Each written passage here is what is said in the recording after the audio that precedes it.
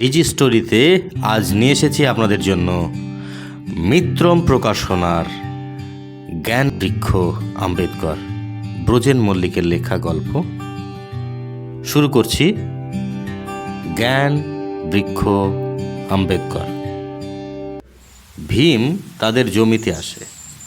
তার ছোট্ট বাগানে ফলের গাছগুলো কেমন শুকনো শুকনো।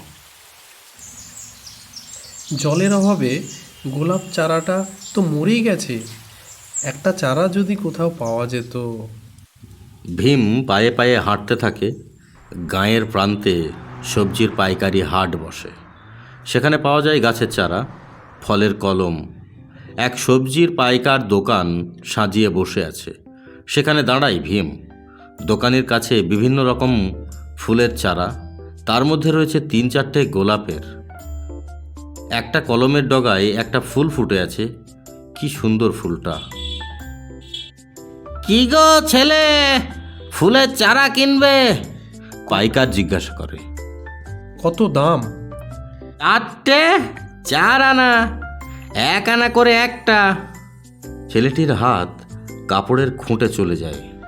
হাত দিয়ে পরখ করে দেখে মাত্র 1 আনা পয়সা আছে। তার বড়দি তাকে দিয়েছিল। ভীম বলল, আমার কাছে পয়সা নেই।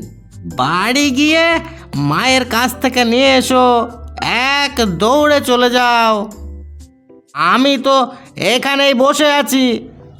ভীমের মুখখানা কালো হয়ে যায়। তার যে মা নেই।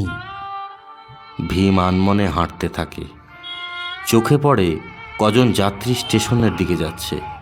পিছনে মোট বয়ে নিয়ে যাচ্ছে তার মতো একটি ছেলে। ভীমের চোখে আশার আলো।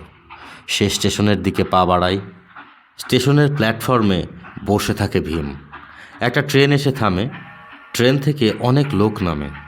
তাদের মোটগুলি কুলিরা নিয়ে নেয়। ভীম এক যাত্রীর একটা সুটকেস ধরতে যেতেই তেড়ে আসে এক সর্দার কুলি। এই ভাগ ভাগ বলেই ভীমকে ঠেলে বার করে দেয় স্টেশনের বাইরে। স্টেশনের বাইরে বেরিয়ে আসেন কোটটাই পরা এক যুবক। তার হাতে একটা অ্যাটাচি কেস। পিছনে তার যুবতী স্ত্রী। ভীম দৌড়ে তার কাছে যায়, বলল, বাবু, সুটকেসটা আমায় দিন, আমি নিয়ে যাচ্ছি। না না, আমরা এখানেই কাছে যাব। হালকা সুটকেস দিন না, আমাকে 2 আনা দেবেন। যুবতী ভীমের কাছে এসে বলল, আরে তোকে না কুলিরা তাড়িয়ে দিয়েছিল স্টেশন থেকে? যুবক বলল, হ্যাঁ তাই তো, এই সেই ছেলেটি। যুবক ভাবছেন এ ছেলেটি নিশ্চয়ই কুলি নয়, হয়তো গরিব, বাড়িতে খাবার নেই। বললেন, আচ্ছা